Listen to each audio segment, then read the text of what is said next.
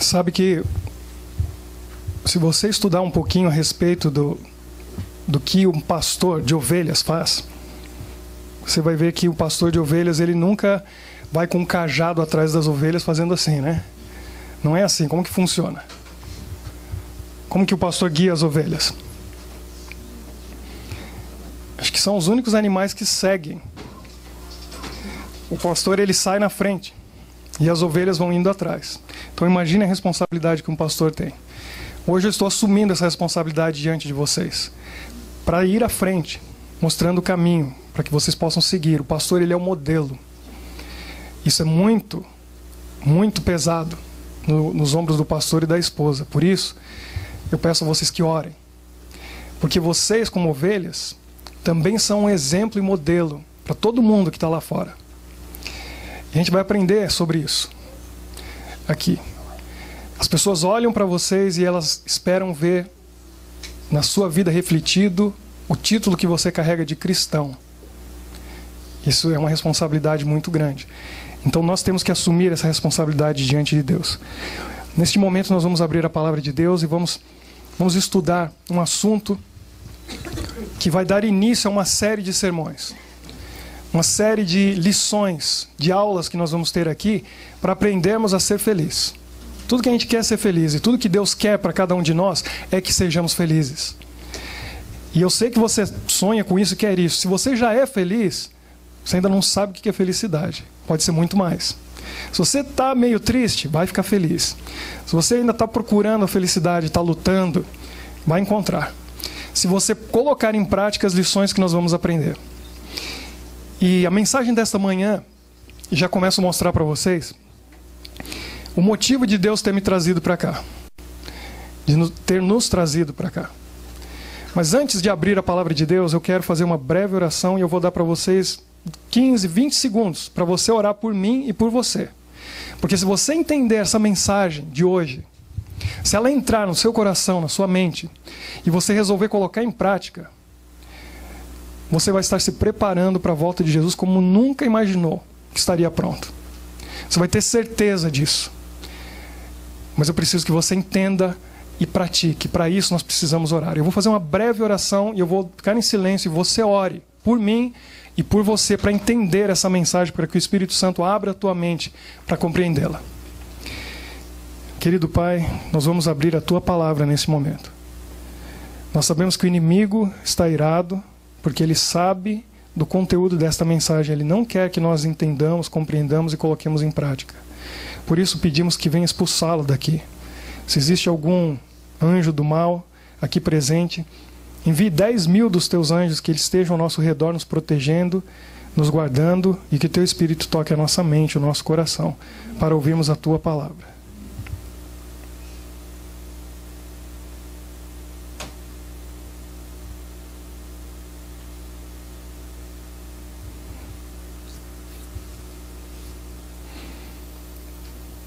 Amém. Você tem a sua Bíblia aí? Nós vamos ler muito a Bíblia hoje de manhã, porque esta mensagem ela é baseada na Bíblia. Primeiramente, eu gostaria que você abrisse em 1 Coríntios, no capítulo 3, no verso 2. 1 Coríntios 3, verso 2.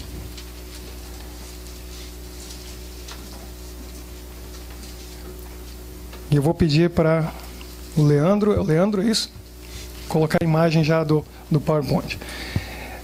Aqui em 1 Coríntios 3,2 diz assim: leite vos dei a beber, não vos dei alimento sólido, porque ainda não podíeis suportá-lo. Nem ainda agora podeis, porque ainda sois carnais.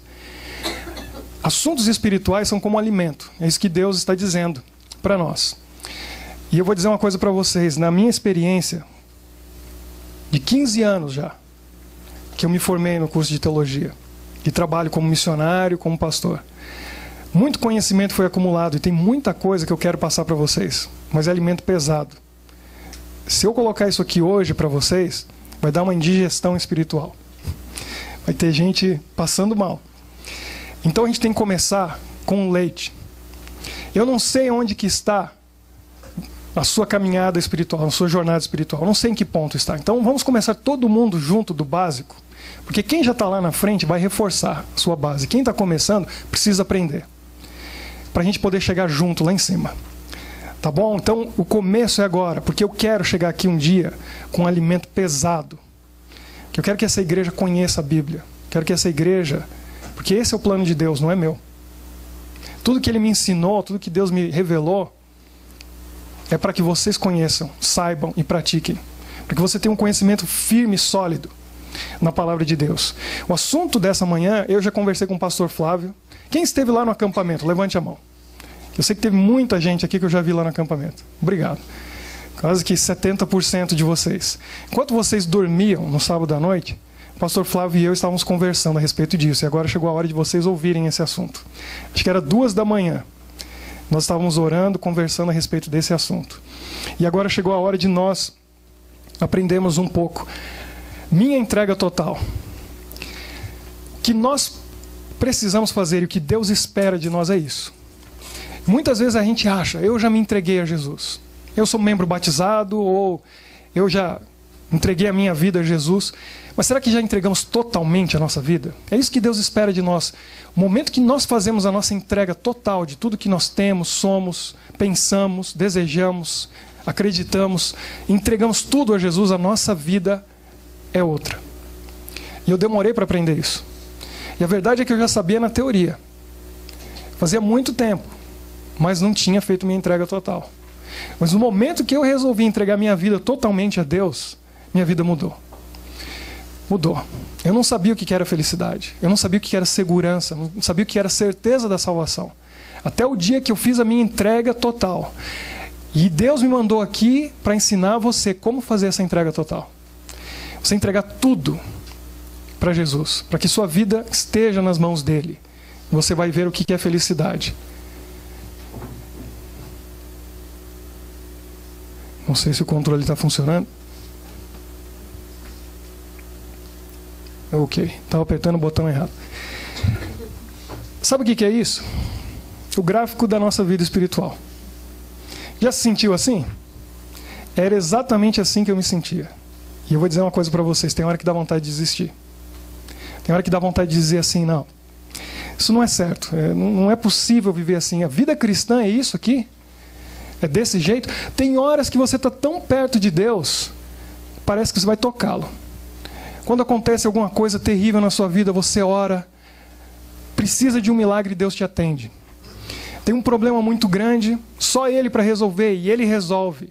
Aí parece que você vê a Deus, está lá em cima. Mas aí o que acontece em seguida? A gente vai no fundo do poço. A gente deixa aquele pecado, um vício, um mau hábito tomar conta. A gente vai se afastando de Deus, parece que nossa fé vai diminuindo. E a gente vai indo, até que vai parar lá embaixo. Aí o que a gente faz? A gente ora, pede perdão, se arrepende. E Deus leva a gente de novo para ter uma comunhão com Ele. Mas a gente vacila e cai, aí sobe. Isso aqui gera um estresse espiritual tão grande. Um sofrimento, uma agonia.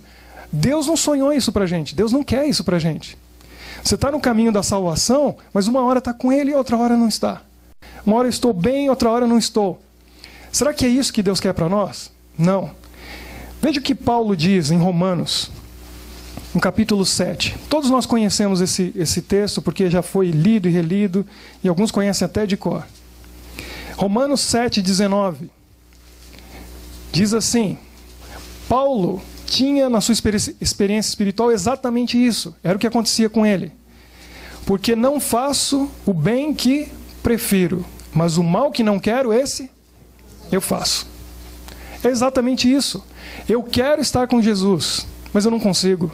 Esse mal que eu não quero fazer, eu faço. E eu vou lá para baixo. E a nossa vida espiritual fica assim. O tempo todo, subindo e descendo.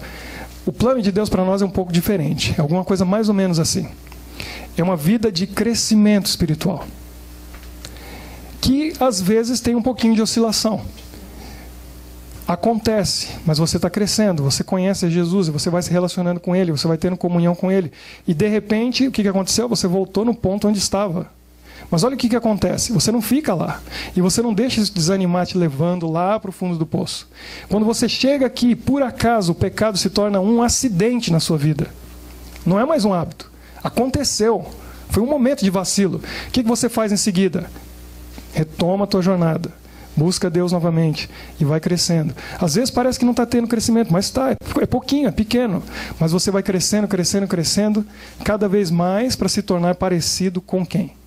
Com Jesus. Esse é o nosso alvo, Ele é o nosso modelo.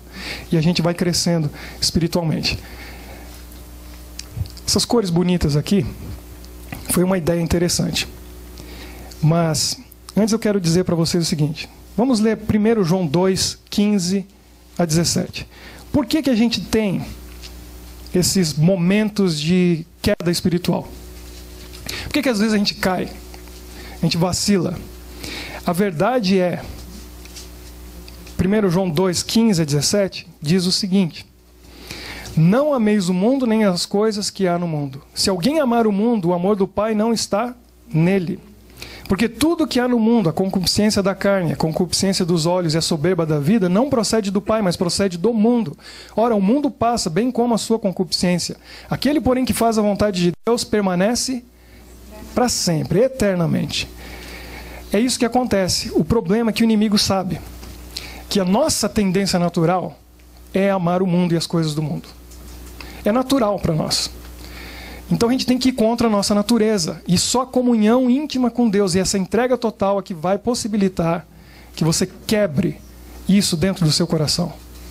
Que você vá contra a natureza de gostar do que é do mundo.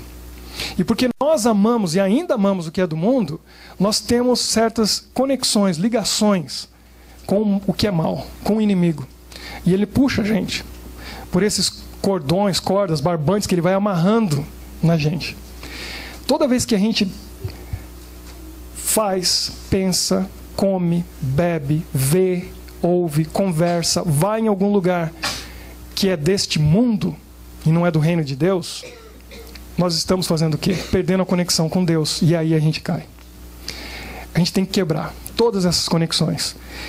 E através dessa ideia foi que eu consegui entender o que acontece na nossa vida espiritual. Isso aqui é a nossa vida espiritual. Vamos colocar duas linhas, uma de cada lado. E nós vamos definir 3 áreas. Uma área aqui à esquerda, uma área central e uma área lá na direita. Essa área central nós vamos chamar a área de estresse espiritual. É onde está aquele gráfico. Sobe e desce. É onde tem guerra, pressão, luta. A luta entre o bem e o mal dentro de você, na sua mente. Todos nós passamos por isso. É aqui no meio. E tem horas que quando a gente está aqui, bem no meio, parece que a gente vai dividir no meio. Parece que a gente vai rachar em 2. Principalmente quando a gente é jovem. Principalmente o adolescente. Eu passei por isso. Eu fazia engenharia química, morava em Maringá, no norte do Paraná. Sexta-feira à noite, os meus colegas, nenhum deles era cristão. Eu gostava deles, era amigo deles, mas eles saíam para beber. E eu ia lá com eles. Aí sábado de manhã eu estava na igreja, passando a lição da escola sabatina. E eu vou dizer para vocês, eu gostava dos 2. Era muito bom. Meus amigos, era legal, papo, amizade. Apesar que eu não fazia o que eles faziam, mas eu estava com eles, no lugar errado, na hora errada. Mas sábado também gostava da lição da escola sabatina, da igreja, de estar com o pessoal da igreja. E eu sentia que eu ia dividir no meio, eu ia rachar. Eu precisava tomar uma decisão. E foi quando eu parei e decidi, pensando na eternidade. Eu tenho que tomar uma decisão. E eu abandonei meu curso de engenharia, fui fazer teologia, não pensando em ser um pastor, mas eu pensei, eu preciso da minha salvação. E Deus falou, não, você tem dons e talentos para ser pastor. E aí veio o chamado.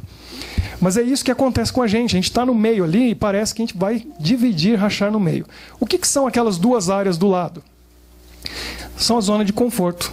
A gente está longe da área de estresse espiritual.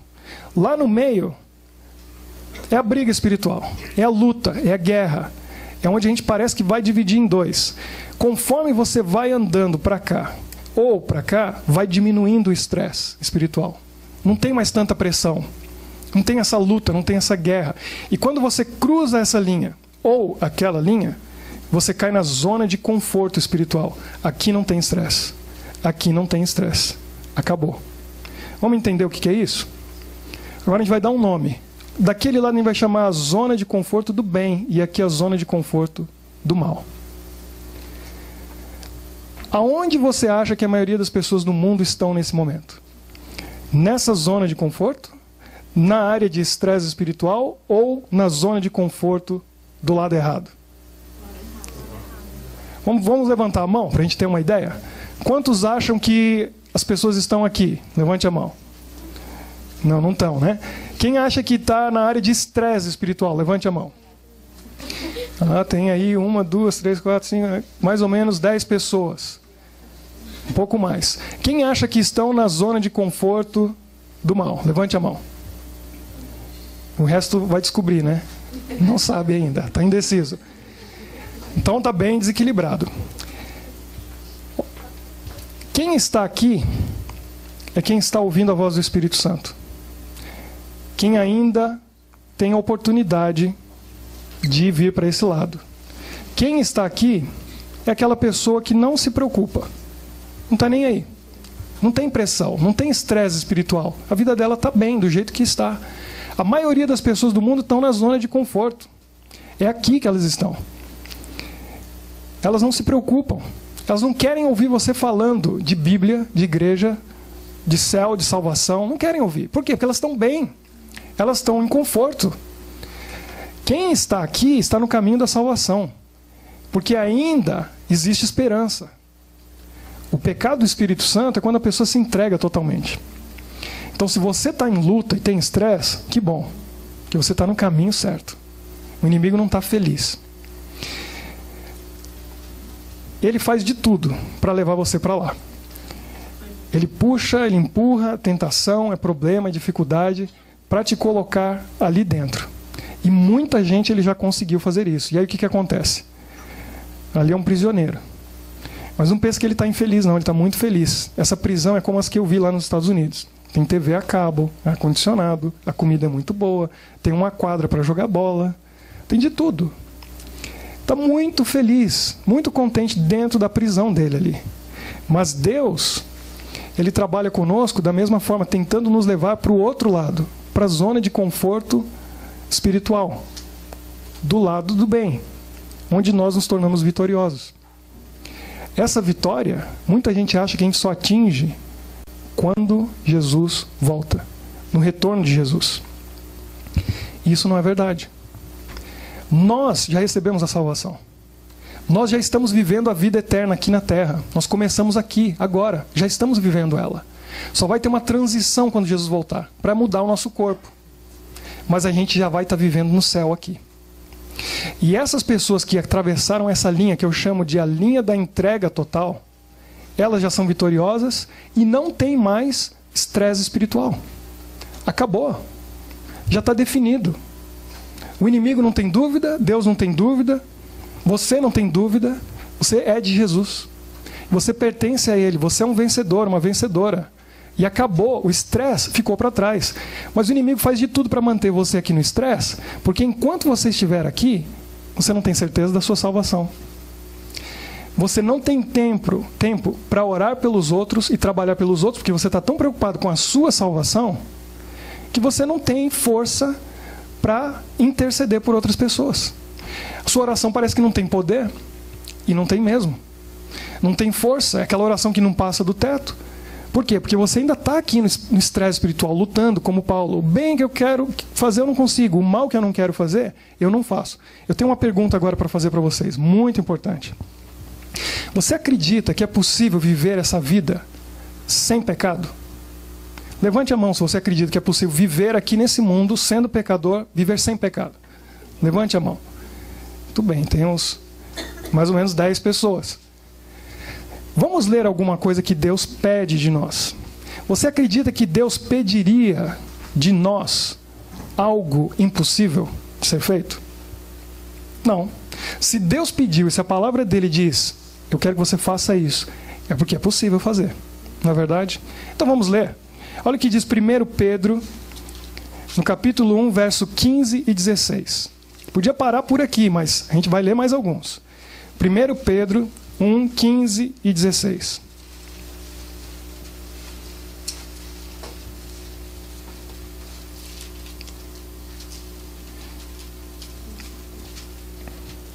Pelo contrário, segundo é santo aquele que vos chamou, tornai-vos santos também vós mesmos em todo o vosso procedimento. Porque está escrito o quê?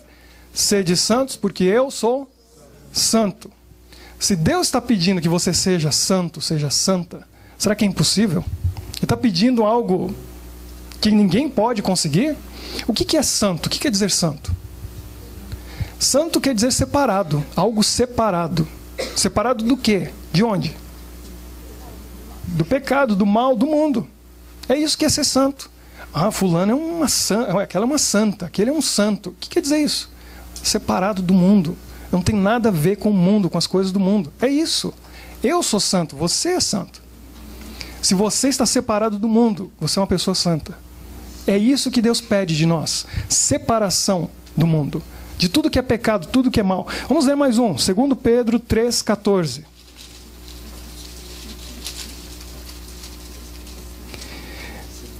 Vamos ler o 13 também, para a gente entender melhor. 13 diz assim, 2 Pedro 3, 13 e 14. Nós, porém, segundo a sua promessa, esperamos novos céus e nova terra, nos quais habita a justiça. Por essa razão, por que razão? Porque nós esperamos novo céu e nova terra. Você não quer novo céu e nova terra? Então, por isso, amados, esperando estas coisas, empenhai-vos por seres achados por ele em paz, sem mácula, irrepreensíveis. Entenda essas palavras. Sem mácula, irrepreensíveis. O que quer dizer mácula? Palavra antiga. Alguém tem uma linguagem moderna? O que fala lá? Sem defeito, sem mancha. Sem mancha do pecado. O pessoal não tem aquela propaganda lá do alvejante, mostra aquela, né, o tecido branquinho. Aquilo é sem mácula. Não tem mancha nenhuma. Irrepreensível. O que é isso? Sem repreensão. Não tem motivo para repreender. É uma pessoa o quê? Certa em tudo. Correta em tudo. Porque nós aguardamos essas coisas, nós temos que nos empenhar em ser o quê? Perfeitos. Santos. Puros. Vamos ler mais um. 1 João 3, 6 a 9. Pastor, eu estou tentando, mas eu continuo pecando. Olha o que diz aqui. 1 João 3, 6 a 9. Todo aquele que permanece nele, nele quem? Em Cristo, em Jesus, não vive pecando. Todo aquele que vive pecando não o viu nem o conheceu. Filhinhos, não vos deixeis enganar por ninguém. Aquele que pratica a justiça é justo, assim como ele é justo. Aquele que pratica o pecado procede do diabo, porque o diabo vive pecando desde o princípio. Para isso vos manifestou o Filho de Deus, para destruir as obras do diabo. Todo aquele que é nascido de Deus não vive na prática do pecado, pois o que permanece nele é a divina semente. Ora, esse não pode viver pecando, porque é nascido de Deus. Quem é nascido de Deus não vive pecando. Não vive pecando. Não tem aquele gráfico de sobe e desce. Só vai subindo, subindo e crescendo. Deus tem um plano para nós que se chama santificação. Como Deus vai santificar a gente se eu vivo caindo? A santificação é um processo que vai nos tornando parecido com Jesus. Crescendo, cada vez mais. Mas se eu vivo caindo, Deus não tem nem tempo de trabalhar com a gente. E é esse o plano dele para nós. É o plano de estarmos em comunhão íntima com ele. Vou mostrar para vocês agora como que é fácil viver uma vida sem pecado. Tem alguma criança aqui? Eu preciso de alguém em torno de 5 anos. 5, 6 anos. Tem alguém? Está dormindo. Ele está com sono. Tá bom. Mas é... Sim, mas ele está dormindo, ele não... Ah, 9. Então vem cá. 9, tem que ser de 9.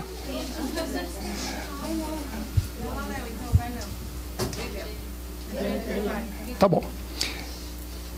Dá sua mão. É muito fácil viver uma vida sem pecado. Vamos supor aqui que eu sou Jesus e você representa todo mundo que está aqui. Tá bom?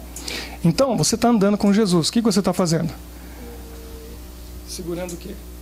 Na mão. Segurando a mão de Jesus, certo? Está segurando a mão de Jesus. Então, é possível pecar enquanto você está segurando a mão de Jesus? Não. Estamos andando aqui. O pecado está aqui. O que Jesus faz com você? Vem para cá.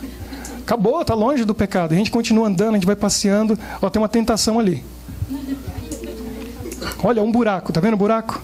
Aquilo é pecado. É aqui que a gente faz, a gente pula o buraco. Obrigado.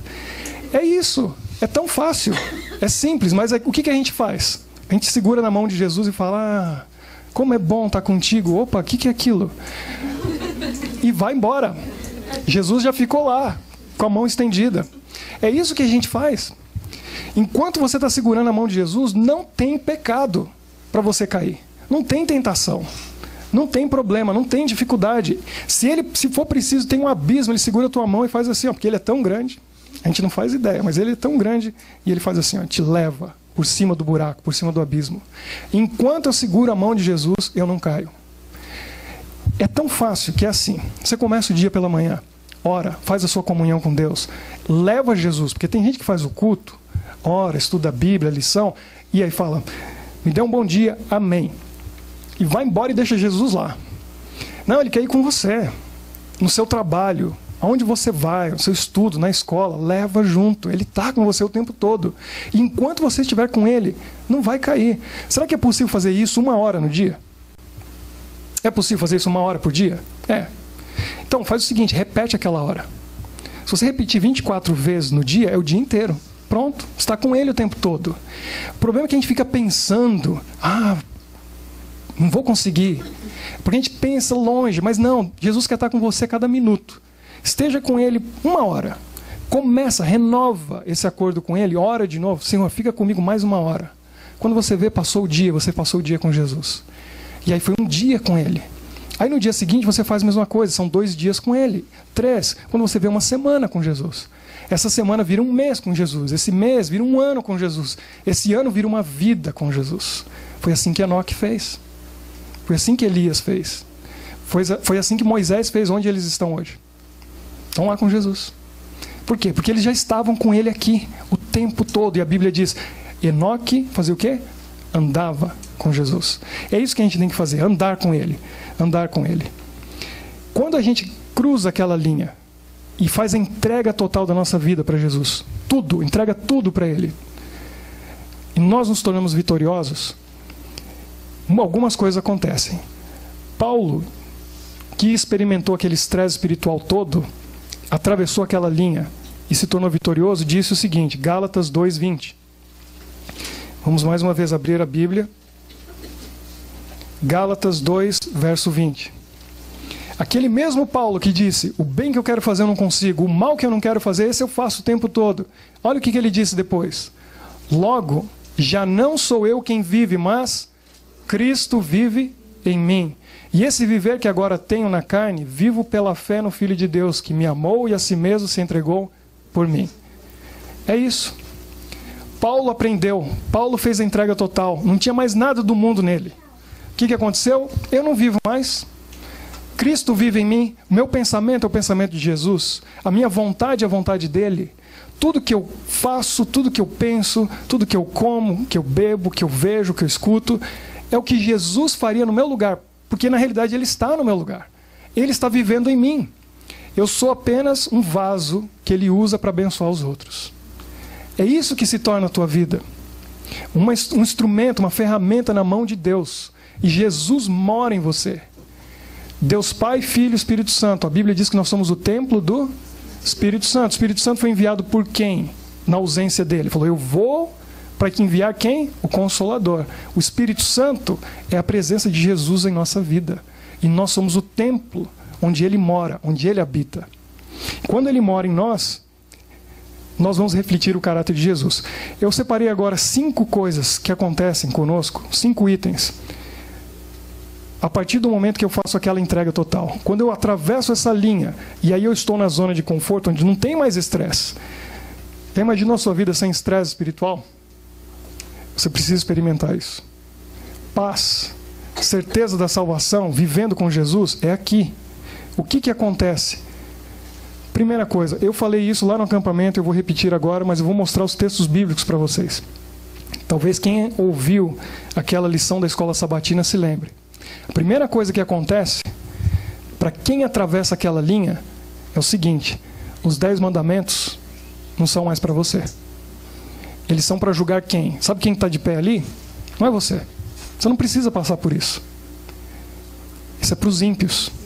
São para aqueles que estão perdidos. Sabe por quê? Sabe onde estão os 10 mandamentos? Salmo 119, 11. Preste bem atenção nesses textos. Você precisa entender isso. A lição dessa manhã estava falando sobre salvação pela fé ou pelas obras. Será que eu preciso guardar os mandamentos para ser salvo? Você já está salvo. Salmo 119, 11 diz: guardo no coração as tuas palavras, para não pecar contra ti. Lá estão as palavras de Deus, nos mandamentos dele. Onde elas estão? No coração. Veja só, Hebreus 10, 16. Agora vamos para o Novo Testamento.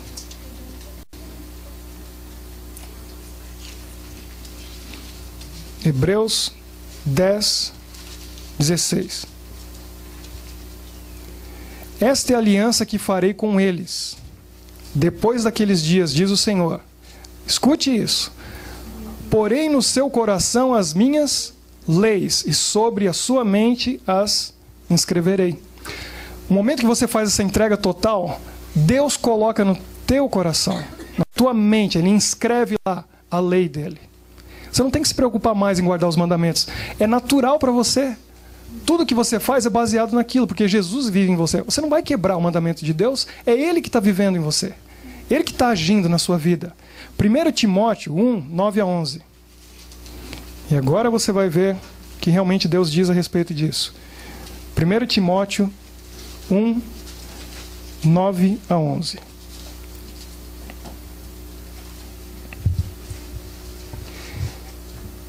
Tendo em vista que não se promulga a lei para quem é justo, mas para o quê?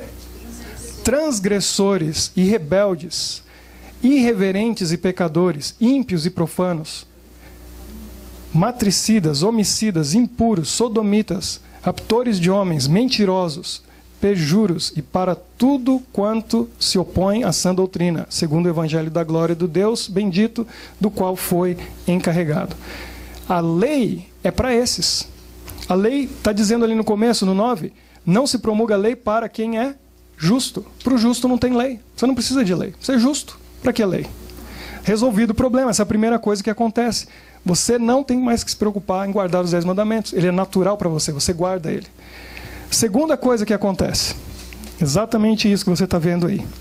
1 João 2,14. E isso é a melhor parte de tudo. 1 João 2,14. Filhinhos, eu vos escrevi porque conheceis o Pai. Pais, eu vos escrevi porque conheceis aquele que existe desde o princípio. Jovens, eu vos escrevi porque sois fortes. E a palavra de Deus permanece em vós e tendes vencido o quê? O maligno. João está escrevendo aqui para jovens que têm vencido o maligno. Se eles venceram, é porque é possível vencer. Nós podemos vencer. Todos nós podemos vencer. Isso me deu uma dúvida muito grande. Porque eu ouvi algumas coisas, você também já ouviu, que é tão bonito quando a gente ouve que a gente acha que é verdade. E às vezes é pregado e é dito de uma maneira convincente. E a gente acredita. Mas não é verdade. Eu ouvi uma história uma vez dizendo assim: um homem era um servo de um grande senhor, lá na Europa antiga, e o senhor dele saía para caçar. Era caçador. O trabalho dele, entre outros, era ir junto com o senhor para recolher a caça que ele abatia. Então ele caçava patos. Aí os patos saíam voando e ele atirava, os patos caíam, e aí ele saía e ia lá para pegar o pato.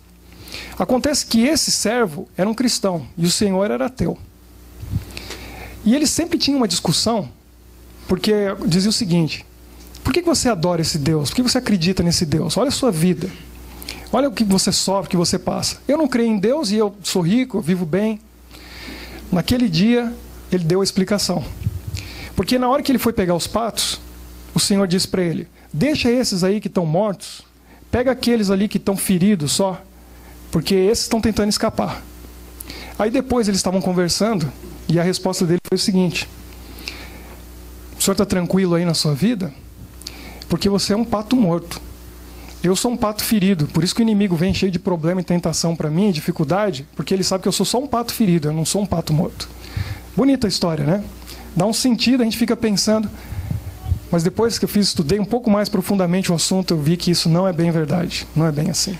Porque isso dá a ideia pra gente de que, já ouviu alguém dizendo para você, irmão, irmã, se você tem um problema na sua vida, tá difícil, essa dificuldade toda, isso quer dizer que você está fazendo alguma coisa certa, porque o inimigo está com raiva de você.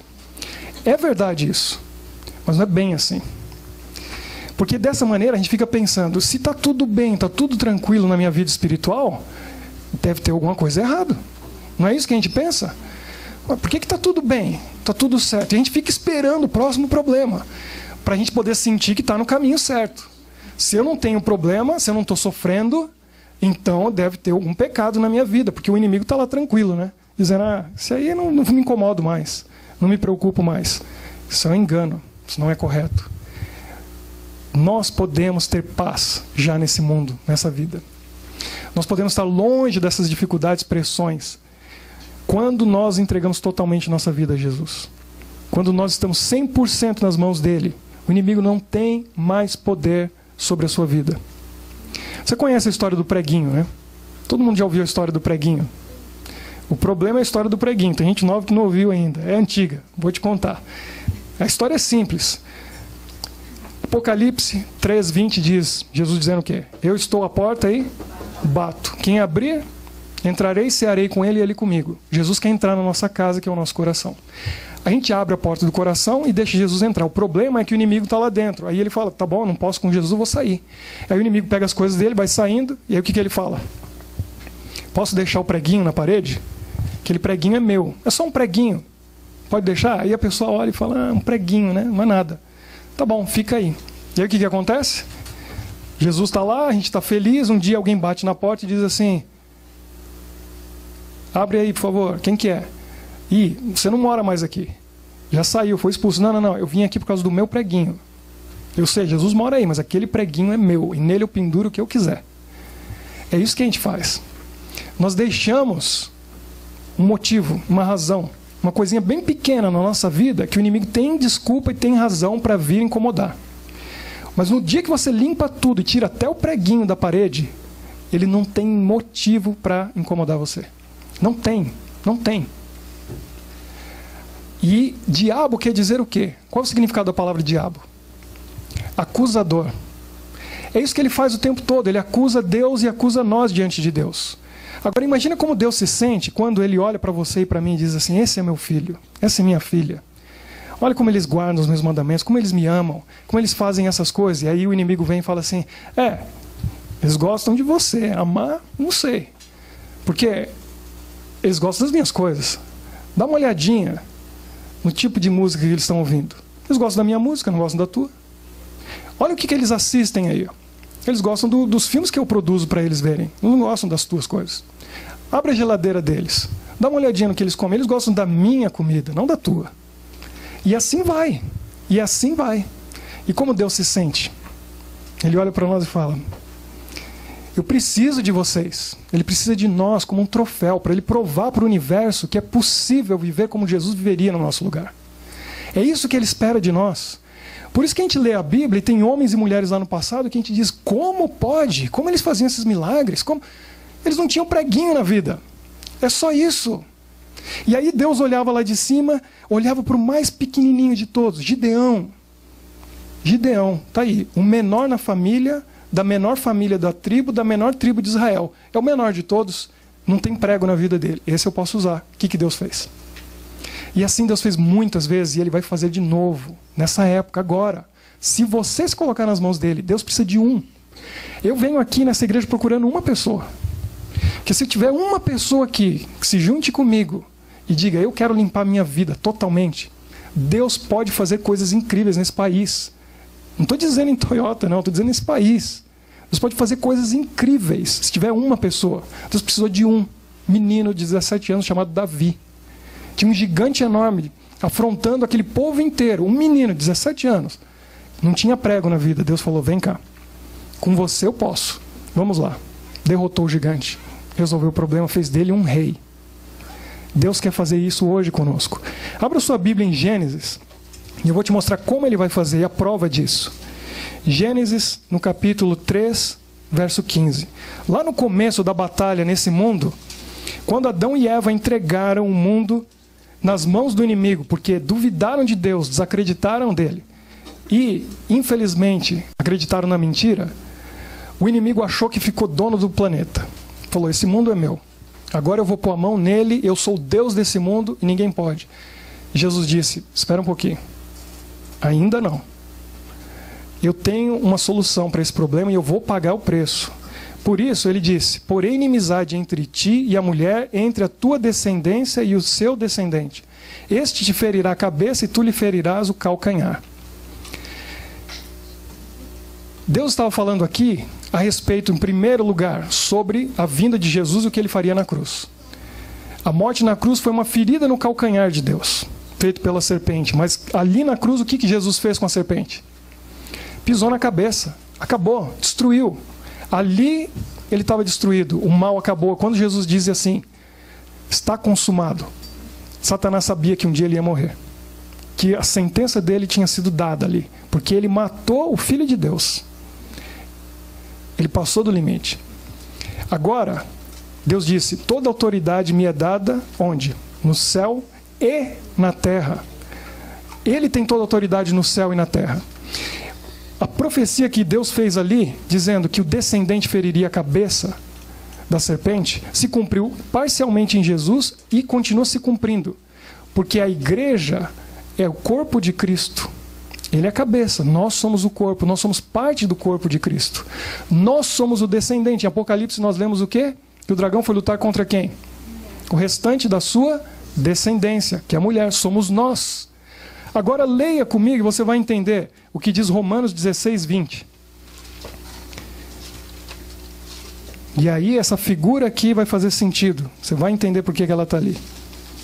Romanos 16, 20. Está falando sobre quem? Você e eu. E o Deus da paz em breve esmagará debaixo de onde? Dos vossos pés a Satanás.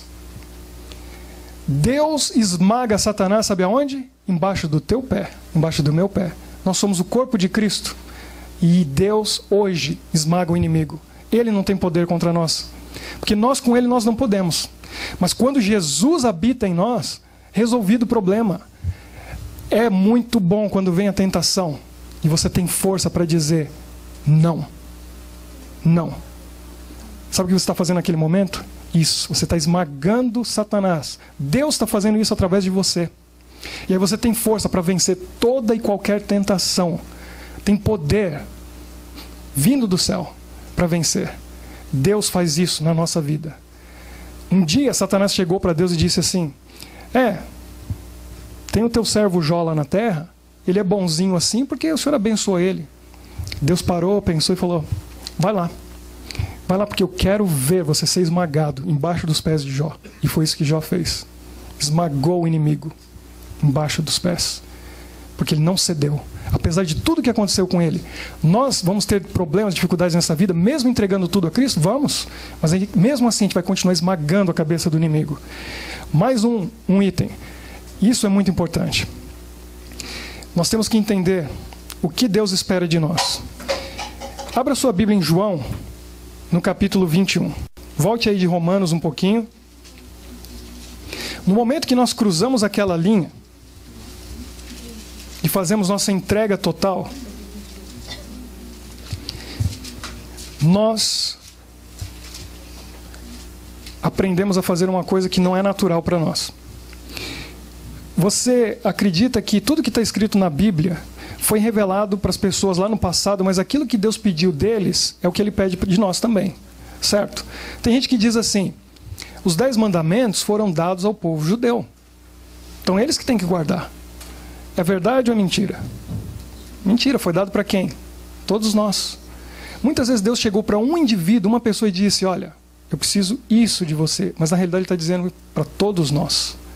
É um exemplo. Leia comigo aqui, acompanhe a leitura.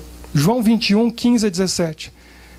Depois de terem comido, perguntou Jesus a Simão Pedro: Simão, filho de João, amas-me mais do que estes outros? Ele respondeu: Sim, Senhor, tu sabes que te amo. Ele lhe disse: apacenta os meus cordeiros. Tornou a perguntar-lhe pela segunda vez: Simão, filho de João, tu me amas? Ele lhe respondeu: Sim, Senhor, tu sabes que te amo. Disse-lhe Jesus: pastorei as minhas ovelhas. Pela terceira vez Jesus lhe perguntou: Simão, filho de João, tu me amas? Pedro entristeceu-se por ele lhe ter dito pela terceira vez: tu me amas? E respondeu-lhe: Senhor, tu sabes todas as coisas, tu sabes que te amo. Jesus lhe disse o quê? Apacenta as minhas ovelhas. Uma pergunta para você, não levante a mão. Só para você pensar, você ama Jesus? Você ama mesmo? A palavra de Deus diz assim: se me amais, guardareis os meus mandamentos. Isso é um sinal de que eu amo a Jesus. Por que eu estou aqui hoje? Por que eu e a Michelle estamos aqui? Por um motivo só: eu amo a Jesus. E quem ama Jesus, Jesus diz o quê? Pastoreia minhas ovelhas. 3 vezes ele disse isso para Pedro. Se você ama Jesus, você não vai ficar indiferente diante das ovelhas de Jesus. Quem ama Jesus, ele envia para pastorear suas ovelhas. Tem tanta ovelha perdida aqui ao nosso redor, e muitas vezes a gente passa e fica de braço cruzado. Por que eu estou aqui? Que eu amo a Jesus, e ele falou: vai pastorear as ovelhas no Japão. Foi por isso que eu vim aqui. E Deus veio aqui, me mandou aqui para dizer para você: você também tem que ser um pastor de ovelhas de Jesus. Porque se você ama Ele, é isso que Ele pede de você. Vá buscar as minhas ovelhas. Tem muitas que estão aí. E cada vez que você pega um livro desse, coloca em algum lugar ou dá para alguém, você não sabe a alegria que tem no céu, porque Jesus olha de lá e diz assim: ele entendeu, ela entendeu, é isso, é simples. O trabalho quem faz é o Espírito Santo. Deixa que o Espírito Santo vai fazer o trabalho. Mas o nosso trabalho é jogar semente. É alertar as pessoas. É dar a elas a chance de ouvir. Essa é a terceira coisa que acontece quando nós nos entregamos totalmente a Jesus. Nós nos tornamos ganhadores de almas. Olha que interessante. O que acontece quando eu cruzo aquela linha? Romanos 13, 14. Vamos ler mais um versículo. Romanos 13, 14.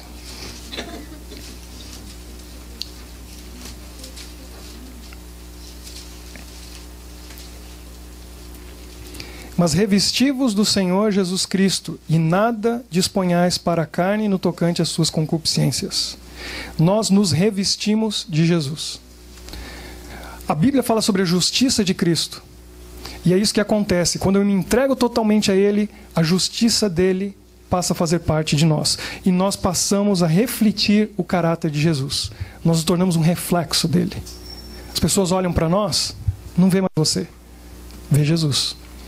E elas olham para você e pensam: tem alguma coisa diferente com essa pessoa. Ela fala diferente, ela olha diferente, ela toca diferente, ela pensa diferente. Eles não sabem bem o que é, mas você sabe. É Jesus habitando em você. Todo mundo aqui conhece muito bem o pastor Bulhon. Quando eu estava me formando em teologia, em 96, ele fez uma semana de oração para nós lá no NASP. E ele disse que ele estava passando por um estresse espiritual. Dá para acreditar? Todo mundo passa, né? Até o pastor Bulhon. Ele disse que estava tendo umas dúvidas espirituais e tal. E ele foi se aconselhar com um pastor aposentado, muito idoso. E eu conheço esse pastor, já faleceu alguns anos atrás. Ele não disse na época, mas eu sabia pela maneira que ele descreveu. No interior de São Paulo, numa cidadezinha, ele foi lá conversar com esse pastor. Contou para o pastor o que estava acontecendo com ele. Imagina quem é esse pastor para ouvir o pastor Bulhon, né, para aconselhar o pastor Bulhon. E ele foi lá, abriu o coração e falou: olha, pastor, eu estou com um problema assim, estou pensando isso e tal, tal. E ele disse, o pastor Bulhon disse, depois de conversar com ele, pastor, ele viu que era tudo bobeira da cabeça dele, que não tinha nada a ver. Estava tudo bem. E aí eles oraram, e antes de sair, o pastor Bulhon olhou para aquele pastor e disse assim para ele: pastor, antes de ir embora, me explica uma coisa. Por que, quando eu olho para o Senhor, parece que eu vejo Jesus? Quando eu pego na tua mão, parece que eu estou pegando na mão de Jesus, e o Senhor abre a boca para falar, parece que eu estou ouvindo a voz de Jesus. E aquele pastor falou assim: meu filho, eu não sei do que você está falando. Ele falou: não, parece que eu estou falando com Jesus quando eu converso com o Senhor, pastor. Ele falou: Eu não sei do que você está falando. Aí o pastor Bulhão parou, pensou um pouquinho. Deixa eu reformular minha pergunta. Quanto tempo por dia o senhor passa em comunhão com Jesus? Lendo a Bíblia, orando? Aquele pastor pensou e falou assim, olha, agora que eu estou aposentado, acho que umas 6 horas por dia. Está explicado? Se passa 6 horas por dia com alguém, você vai se tornando parecido com aquela pessoa. Não tem como não parecer com Jesus depois de ter tanta comunhão com Ele. Passar tanto tempo com Ele, em oração, lendo a Bíblia, se relacionando com Jesus. É isso que acontece, a gente dedica tempo. Todos os dias. Seja 15 minutos de manhã, 15 minutos no meio do dia, 15 minutos no final do dia. Nós temos 96 períodos de 15 minutos no dia. 4 a cada hora. 4 vezes 24, 96. É muito eu dar 2 ou 3 dos 96 que Deus me deu no dia para ter comunhão íntima com Ele? E se você dedicar 15 minutos de manhã, 15 minutos no fim do dia, tua vida muda. Você se torna mais parecido com Jesus, levando Ele o dia inteiro, também na nossa jornada. Por último, o que mais que acontece? E aqui é o final da história. Por fim, quando você faz a entrega total da sua vida para Jesus, quando você vive naquela zona de conforto espiritual, não tem mais estresse, você já entregou tudo, Ele vive em você, aí nós estamos prontos para receber o quê? O batismo do Espírito Santo. E isso é mais sério do que nós imaginamos. Volte um pouquinho em Mateus capítulo 3, verso 11. Mateus 3, 11. E nós já estamos concluindo a mensagem. Aqui diz o seguinte, João Batista falando, eu vos batizo com água para arrependimento, mas aquele que vem depois de mim é mais poderoso do que eu, cujas sandálias não sou digno de levar. Ele vos batizará com o quê? Com o Espírito Santo e com fogo. Quem nos batiza com o Espírito Santo? Jesus. Jesus nos batiza com o Espírito Santo e com fogo. Para eu receber o batismo do Espírito Santo, então, que Jesus me dá, eu preciso ter tudo aquilo antes. Eu tenho que ter essa comunhão íntima com Ele. Eu preciso ter Jesus habitando em mim, morando em mim. Não vivo mais eu, mas Cristo vive em mim. Quando eu reflito o caráter de Jesus, eu estou pronto para receber o batismo do Espírito Santo. E isso é muito sério. Vamos a 1 João 3, 2, o último versículo dessa manhã. 1 João, capítulo 3, verso 2.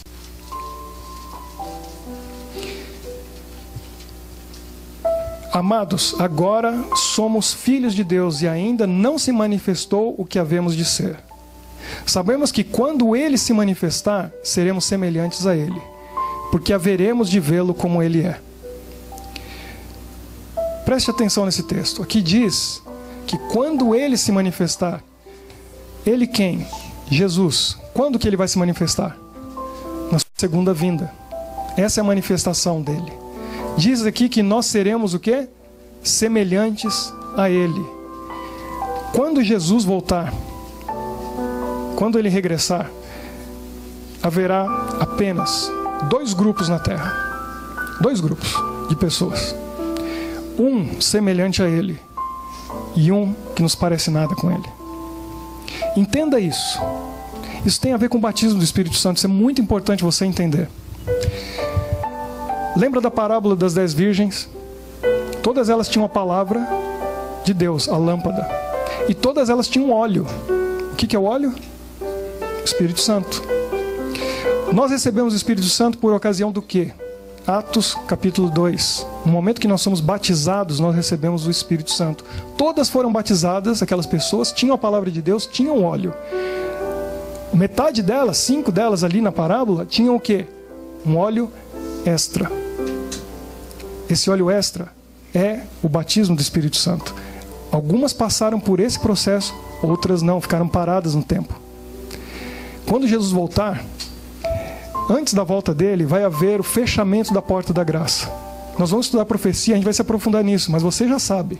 O que vai acontecer nesse momento? No momento que fecha a porta da graça, não tem mais chance de salvação. Quem está com Cristo, está com Ele, está salvo. Quem não está, não tem mais oportunidade. E aí o que acontece com o Espírito Santo no mundo? Onde que vai estar o Espírito Santo? Vai ser retirado. Eu demorei para entender isso. E eu vou confessar para vocês, eu entendi de verdade mesmo esse ano. E eu vou passar para vocês o que eu aprendi. O Espírito Santo é retirado. Ele vai embora. O que não causa problema nenhum para quem está com Cristo. Por quê? Onde está o Espírito Santo para eles? Eles já foram batizados no Espírito. O Espírito Santo está dentro deles. Pode ir embora do mundo. Ele está dentro de mim.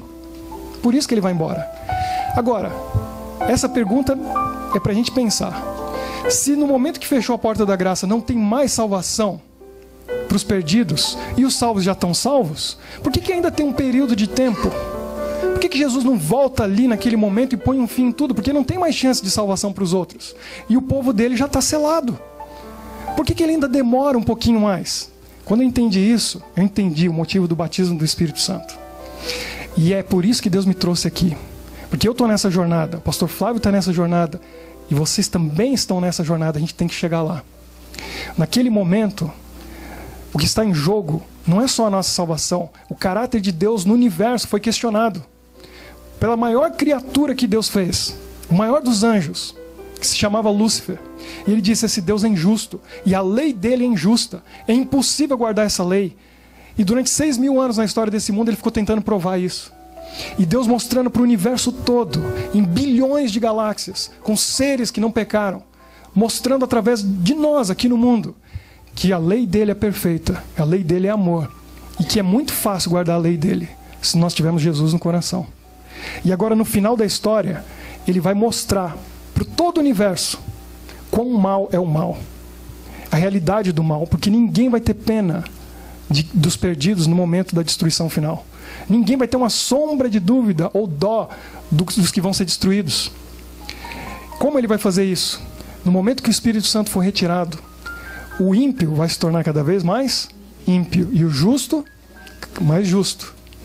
Aí ele vai poder mostrar e vai dizer: olha, o mundo funcionava, o Japão ainda estava lá no lugar com aquele povo ateu, ou aquele povo que não cria em mim, porque meu Espírito estava lá. Meu Espírito estava no coração deles. Eles não ouviam, mas estava lá. Agora que eu retirei o Espírito, olha para eles. Olha a desgraça que está no mundo. Olha quão mal é o mal. Ao mesmo tempo, um pequeno grupo que Deus está convidando você e a mim para fazer parte dele hoje. E Deus vai apontar para aquele grupo e vai dizer: esses são os meus filhos. Olha para eles. Eles nasceram no mundo de pecado. Eles são pecadores. Mas olhem para eles e olhem para o meu filho Jesus. Não tem diferença. Eles refletem o caráter de Jesus com perfeição. No mundo de pecado, nós vamos ser o troféu na mão de Jesus para sempre. Ele vai mostrar os 144.000. Ele vai mostrar e vai dizer: vejam como é possível viver no mundo de pecado e ser perfeito, santo, puro. Porque na vida deles não tem pecado, apesar de estar no mundo de pecado. E a novidade é: hoje, agora, você e eu já podemos viver isso. A gente já pode ter essa vida santa, perfeita, pura, ser o troféu na mão de Deus, um instrumento que Ele vai usar para atingir as pessoas. Nós estamos começando uma jornada hoje. E o meu convite para você, o meu apelo para você é que você decida fazer essa entrega total. Porque Deus me mandou aqui para te mostrar como. E nós vamos ter uma série de assuntos que vai nos ensinar como nos tornar como Jesus. Vivendo como Jesus viveu, preparo e ação. 8 mensagens, 8 sermões. Não perca. Aprenda e pratique. E se você perder, você vai assistir. E eu convido também aqueles que estão assistindo nesse momento esse vídeo, para que assistam os demais, que vão ser gravados aqui e vão ser feitos. E coloque em prática. Não adianta a gente ler a Bíblia, aprender e não viver. Deus quer que você viva. Como que eu me torno como Jesus? Vivendo como Ele viveu. O que eu preciso fazer? Fazer o que Ele fazia. Viver como Ele vivia. E é muito fácil. Jesus fazia 4 coisas toda manhã antes de começar o dia. Ele louvava a Deus, ele estudava as Escrituras, ele orava e ele meditava. A gente vai aprender sobre cada um deles, como Jesus fazia. Nós vamos começar a fazer e praticar. A gente sabe muito pouco sobre meditação. E é uma ferramenta que Jesus usava e nós devemos usar. E depois que Jesus estava pronto, praticando esses hábitos que ele tinha pela manhã, ele saía para fazer o trabalho. E aí a nossa ação também. Nós vamos sair para fazer o mesmo que Jesus fazia. E o que Jesus fazia? Ele perdoava, ele curava, ensinava e pregava. E é isso que Deus espera de nós. Que nós façamos o mesmo que Ele fez. Porque nós somos Jesus no mundo. Nós somos o corpo, a igreja. E Ele quer esmagar o inimigo. Ele quer que você viva a lei dEle, sem precisar de pressão. Você já vive amando, cumprindo a lei dEle. Ele quer que você reflita o caráter dEle, que você salve os cordeirinhos que estão perdidos, para você receber também o Espírito Santo. É isso que Deus quer de você e de mim. Se é o seu desejo, hoje nós vamos fazer um compromisso com Deus, não é comigo. Faça no seu coração, e ninguém é forçado. O céu, a porta está aberta, entra quem quer. É muito fácil, só tem que dizer sim, eu aceito, eu acredito. E agora essa oportunidade para você também é feita. Fazer um pacto com Deus, um acordo. Senhor, eu quero fazer a minha entrega total. Eu quero viver assim, sem estresse espiritual. Se é esse o seu desejo, de ouvir essas mensagens, de praticar, de viver e levar aos outros nesse momento, fique de pé, eu vou orar por você. E Deus vai abençoar você nessa luta que é essa guerra espiritual, para que você seja um vencedor, uma vencedora. Se é o seu desejo, se coloque de pé e vamos orar.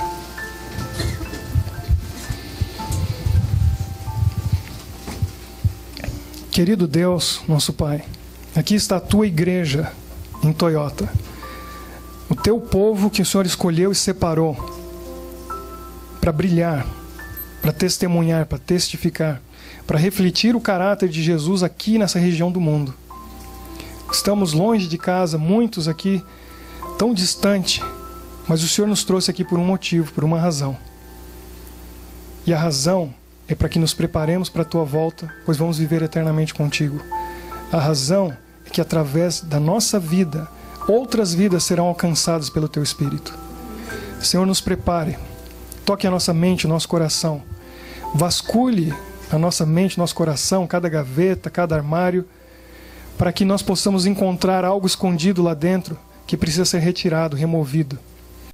Nos ajude a ter coragem, fé e força para dizer não para as coisas do mundo, para que o nosso amor esteja em Ti, para que na terra já vivamos como se estivéssemos no céu, e que tudo que há no céu esteja na nossa vida aqui, o que há no mundo, que não há no céu, seja retirado dela, para que nós possamos ter o Teu Espírito habitando em nós, na nossa mente, no nosso coração, na nossa vida. Abençoe cada família que está presente ou representada aqui hoje. Que os Teus anjos habitem no nosso lar, na nossa vida. Que tenhamos a Tua paz, a Tua presença, a Tua bênção em cada momento. Que possamos dedicar tempo a Ti, todos os dias, para que possamos refletir o caráter de Jesus através da comunhão, através da oração, do estudo da Bíblia, através da meditação e do louvor. Ensina-nos essas lições e abençoe a Tua igreja, o Teu povo. Nós oramos, nos dedicamos e entregamos a Ti, fazemos esse compromisso contigo neste momento, em nome de Jesus. Amém.